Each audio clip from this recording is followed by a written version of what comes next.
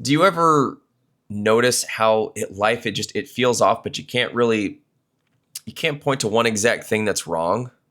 You're not falling apart. You're doing what you're supposed to be doing, and yet there's this nagging sense, right? That there's something underneath you that's running the show.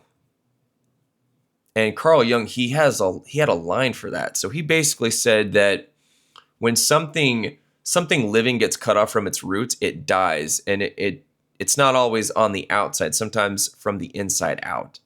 And that's what this is about. So it's about what's under the surface that's actually steering your life, right? The unconscious. And so Jung, he spent his life trying to understand what really makes a person who they are. Not the mask that they wear at work or the role that they play in their family, but the real thing underneath. And what he had found is that we know far less about our own minds and our own psyches than we like to pretend. And so, and when Jung, when he says psyche, what he means is your whole inner world, right? So your thoughts, your dreams, flashes of intuition, urges, memories, things like that, all of it. And so he splits those into two zones. So there's the conscious and then there's the unconscious. So the conscious is what you can see and work with in real time, and the unconscious is it's what still moves you even when you don't know it's there. So it's why you can forget like a memory that shaped you. It's why the same relationship pattern, it keeps repeating itself over and over again. It's why a small moment it hits harder than it should. Right? The machinery is running either way. You don't always have access to the control panel. And so, and anything can live down there. So it can be your motives, your pain. It can even be parts of your strength that you just never learned how to use. And so let's just picture it like this. So this analogy works really well. So your psyche it's a dark stage, and your attention is a moving spotlight. And so whatever the light is on, that's your conscious life. Whatever it's not on is still there, just not lit. And so you move the light from your work to a memory to your phone. The stage never shrinks. Only the lit part changes, right? And so that little circle of light is it's tiny compared to everything around it. So your conscious awareness is an island in a huge sea of unknown inner life, right? And so most of you isn't in the story you tell about yourself. Think about that. So, and Jung, he said that the unconscious, it has multiple layers. And so the first layer is it's what's called the personal unconscious. So it's all the buried stuff. It's the experiences that you forgot, right? The things that felt too painful or embarrassing, or even parts of you that you were told were not acceptable, were unacceptable, and so you hid them, and then you forgot that they were there, but they're still shaping you, right? You hate conflict because conflict blew your family up, or you don't talk about feelings because every time you opened up in the past you got mocked. And so those cause and effect scripts, they live downstairs, and you never consciously chose them, right? But then underneath that is something even older. And this is the layer that's called the second layer is the collective unconscious. And so that's a shared human blueprint. So those are patterns that show up, they show up across cultures and time. So it's ways of relating to mothers and fathers and danger and intimacy, betrayal, power, things like that. And so Carl Jung, he called these patterns archetypes, right? They're deep tracks in the psyche that your life runs along. And so just think about it like this. Your body, it comes with organs that you didn't invent. And so your mind, it comes with archetypes that you didn't invent either, right? The mother, the father, the hero, the child, the outcast, right? And sometimes they show up clean and sometimes they show up twisted. But either way, they're there, whether you believe in them or not. So for most of history, instinct and these archetypes were doing most of the driving. So people were more lived by something than consciously choosing. But then consciousness grew, and so we could step back and watch ourselves, right? We could reflect, we could second guess, you know, we could say no to instinct and ask questions like, why am I like this? Right? And it's a double-edged sword because it gave us power and torment at the same time. Right? Animals, they don't replay arguments at 3 a.m., but we do. So, because we know we could act differently. We know time is limited. We know we're going to die. We can think about that fact that we're going to die. And so the thing is that the same consciousness that created technology and art, it also creates anxiety and dread and self-contempt. So, but yeah, I mean, Jung's take was basically becoming more conscious is the burden and the gift of being human, right? You suffer more, but you also, on the flip side, gain the ability to change your path instead of just following a script, right? So consciousness, it lets you do some powerful things. I mean, you can zoom in on a problem and hold it in your mind. You can replay your week and you can see patterns of behavior.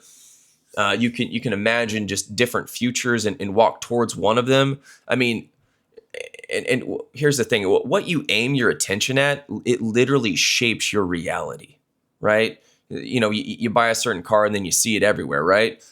You believe everyone is against you, and so your mind, it filters life to prove you're right, right? So your spotlight, it doesn't just show you the world, it colors it. So think about this. I mean, how you use that light, it rewires how the world lands on you, which means that the psyche isn't just a receiver, it's a creator, right? If the unconscious is this big and this active, then real psychological growth comes down to one thing, and that is change your relationship with what's in the dark, right? Stop pretending that tiny curated slice of who I am is the whole story. Widen the circle, will you? Let more of your real material into the light. And I don't mean it to feel special or to ascend, just so that your life isn't run by things you refuse to look at. And so Jung, he called the goal wholeness. He called that goal wholeness. It's not perfection. It's not constant happiness. It's wholeness. You've met more of yourself, so less of you is running on autopilot behind your back, basically. And one step in that direction is the shadow. And the shadow it's basically every part of you that you don't want to admit exists. So, envy, laziness, cruelty, cowardice, spite, pretty much the capacity in you to do things you judge in other people. So you don't get rid of that by denying it. You just drive it underground until it leaks out sideways. Okay. And so a quick way to see your shadow is to look at what triggers you way beyond what's in front of you. So for instance, like that guy's confidence, it shouldn't make you that angry, or her boundaries shouldn't offend you that much, right? Couple examples. But yet there you are, you're heated. That's your shadow. It's pointing at a part of you that you abandoned, right? And if you don't own your shadow, then your shadow owns you. And Carl Jung, he also noticed that we don't just bury the worst parts of ourselves, we also bury the best parts as well. So, if you were in the past punished for exhibiting strength or sensitivity or creativity or ambition, whatever, independence, you probably pushed those things down just to survive, right? You were too much or too intense or too emotional, too curious. So you learned over time to just dial yourself down, right? You're not just hiding your sins in the unconscious, you're hiding your talents as well. I mean, when you go downstairs, honestly, you don't just find garbage, you find tools, you find drive, you find capacity. Shadow work isn't about hating yourself. It's about seeing the full range of what you are. So the good, the bad, the dangerous, the necessary, all of it. And the stuff that makes you sharp and difficult is usually sitting right there next to the stuff that makes you powerful. So now, I mean, put this in 2025 or what we have left of it, right? So our attention is carved on purpose, right? Every spare second is filled with noise. Image management can eat your whole day, right? You can go literally weeks without 10 honest minutes alone with your own thoughts, right? That's not neutral. I mean, if your consciousness lives on notifications and reactions, you're not just busy. You're cutting off from deeper currents that are trying to tell you something. They're trying to tell you something. You stop dreaming in a way that matters. You stop noticing your own patterns. You end up losing that quiet internal yes or no that doesn't care about likes. Those archetypal forces don't stop working. They look for other exits, in the form of breakdowns or sabotaged relationships, addictions, whatever. Or on a larger scale, mass hysteria and people begging to be told what to think. Right? Consciousness isn't just there to make you anxious. It's there to keep that deeper layer from running your life in the worst way. Right? So, I mean, so what do you do with this if you've got a job and a family and bills due? Right? Well, the first thing you can do is just tell the truth about yourself to yourself, right? Stop assuming this is just how I am and ask where it came from. Pay attention to your dreams instead of throwing them away. Notice themes that keep stalking your life and ask, what is this pointing at? Right? Make actual empty space in your day where you're not distracted, so something real can surface. You don't need to become a young expert. You just need to stop treating your own mind like a black box.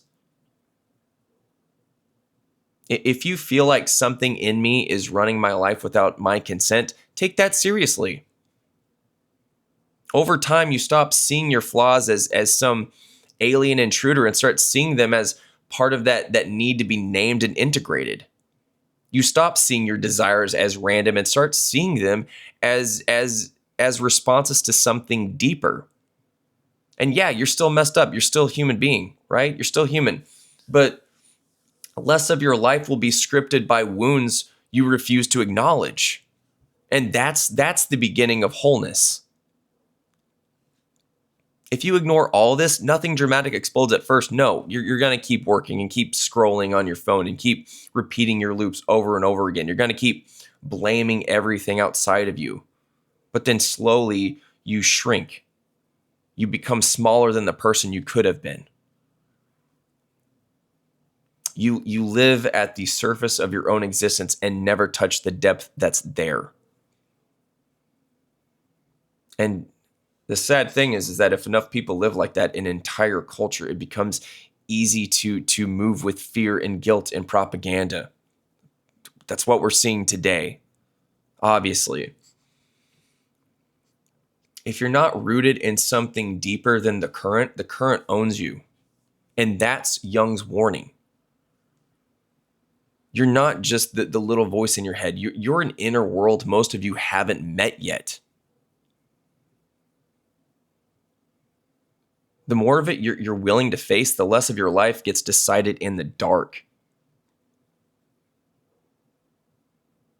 And if you want to go deeper into this, especially if you're a man that's trying to move through this dead feeling culture without losing your soul, that's exactly why I wrote my book, Dark Mode Protocol. It's not a soft self-help book. It's not for men that are seeking motivation. It is a straight tactical walkthrough for men who know something underground is running them, and they want a way to start taking their life back without pretending the world isn't insane, because it is. So if you want to grab a copy, the link's down in the video description. It's also in the pinned comment. So good talk. I'll see you guys later.